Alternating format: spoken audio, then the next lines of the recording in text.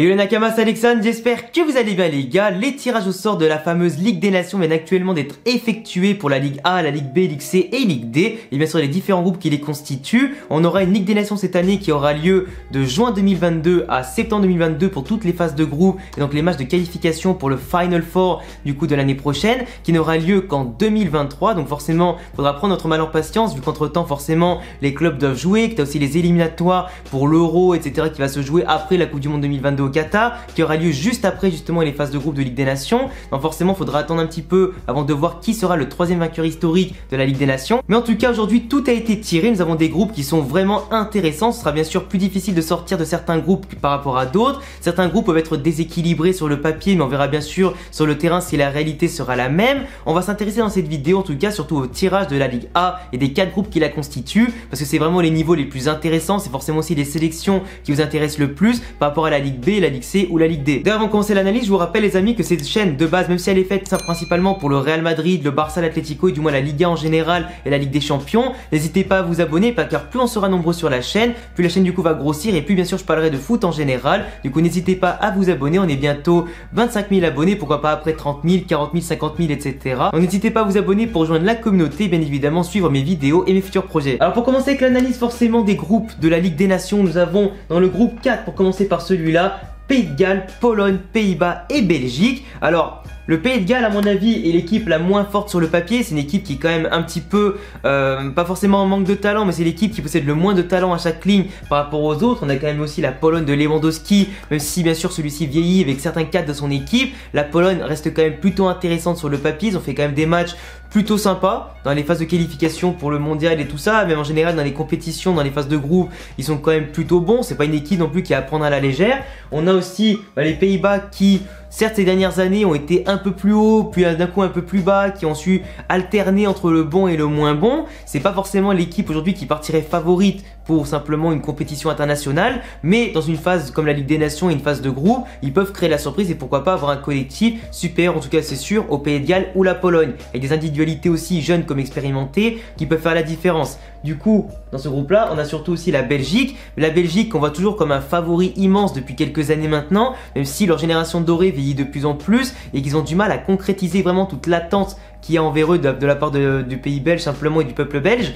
Mais c'est une équipe qui a quand même du caractère, qui a quand même des bons jeunes, qui a quand même aussi des joueurs expérimentés qu'on connaît tous, Kevin De Bruyne, Lukaku, Eden Hazard, Torgan Hazard, etc. Je vais pas tous vous les citer, mais pour moi c'est une équipe qui est toujours bien placée mais jamais gagnante. On l'a vu en tout cas à la Ligue des Nations contre la France, ils sont capables du meilleur en une mi-temps, de mener 2-0 contre la France, championne du monde, et derrière après, malheureusement de faire le pire en une seule mi-temps et se faire éliminer derrière, avec une belle remontada de la France. Mais c'est une équipe qui pour moi peut sortir globalement de ces groupes de Ligue des Nations, mais qui n'ira pas au bout ni de la Ligue des Nations, ni en tout cas de la Coupe du Monde 2022. Dans le groupe 3, nous retrouvons la Hongrie, l'Angleterre, l'Allemagne et l'Italie, pour ce qu'on peut quasiment appeler maintenant le groupe de la mort, en tout cas de cette Ligue des Nations 2022-2023. L'Italie qui déjà n'a pas de chance parce que pour la Coupe du Monde 2022, ils vont devoir jouer des barrages, donc 2 matchs successifs, en jouant potentiellement contre le Portugal en finale des barragistes, ce qui va du coup être quand même un obstacle important à passer. Et là même pour la Ligue des Nations, on leur met des gros bâtons dans les roues avec une poule assez importante.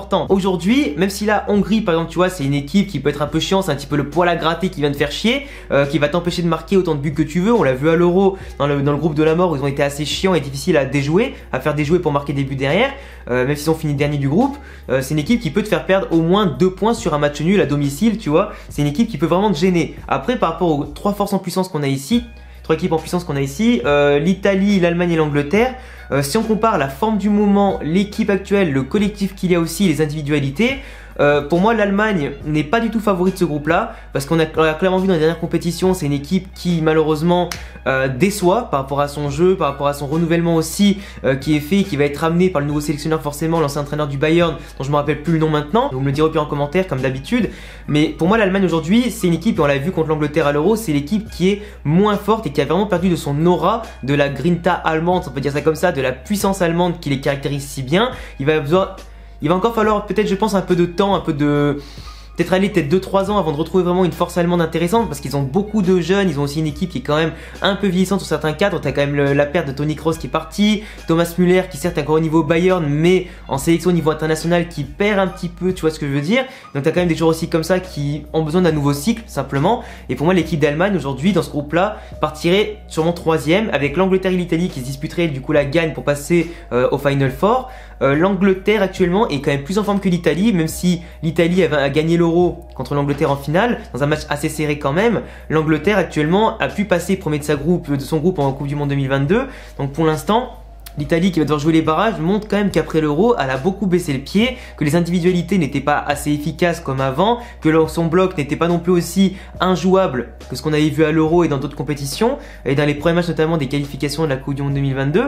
Donc pour l'instant l'Italie, quand je pense à la forme du moment, la forme d'aujourd'hui qui ne sera pas la même réalité que l'année prochaine, forcément il y a beaucoup de choses qui peuvent se passer.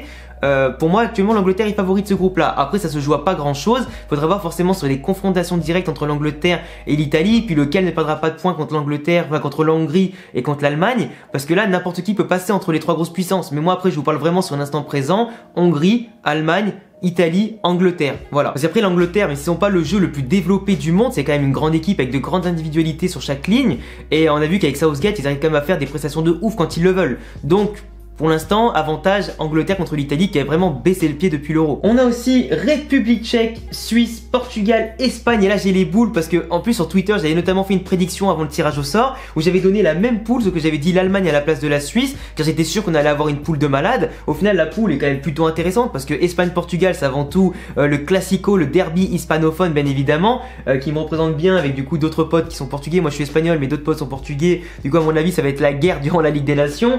Les Suisses qui ont perdu contre l'Espagne à l'Euro notamment, qui a éliminé la France juste avant, ça va être encore pourquoi pas une revanche pour eux, donc l'occasion entre la Suisse et l'Espagne de régler des comptes. Donc forcément les Suisses ils vont être revanchards contre l'Espagne. La République tchèque qui est aussi une équipe en général qui n'est pas la plus forte individuellement ni collectivement, qui n'a pas de grandes stars actuellement dans son équipe, sauf quelques-unes. Je crois il y a Patrick Schick à la limite, mais tu vois à part ça ils sont quand même un peu limités. À l'Euro, je sais plus si on les avait vus, si on les a vus à l'Euro, ils ont fait quand même des bons matchs, mais pour moi actuellement c'est l'équipe la plus faible sur le papier, mais encore une fois le papier n'est pas la réalité du terrain. Moi je fais que des prédictions comme ça, mais pour moi voilà, ça va jouer sûrement République tchèque 4ème, Suisse 3ème, et après Portugal-Espagne. L'Espagne a quand même un plus beau jeu que le Portugal qui malheureusement avec son entraîneur Fernando Santos ne produit absolument rien malgré les individualités qu'ils ont, les grands joueurs qu'ils ont. Donc le Portugal je pense qu'ils vont être assez verrouillés contre l'Espagne qui va beaucoup monopoliser le ballon, qui va avoir beaucoup d'occasions. L'Espagne malheureusement qui manque peut-être un petit peu de tueurs devant pour finir les occasions qu'on va avoir, mais je pense très clairement que les Portugal et l'Espagne vont être des matchs assez serrés et ça va jouer des fois sur 1 ou 2 buts pour passer en finale du Final Four. Et le groupe 1 qui est forcément à mon sens le plus déséquilibré entre l'Autriche, la Croatie, le Danemark et la France.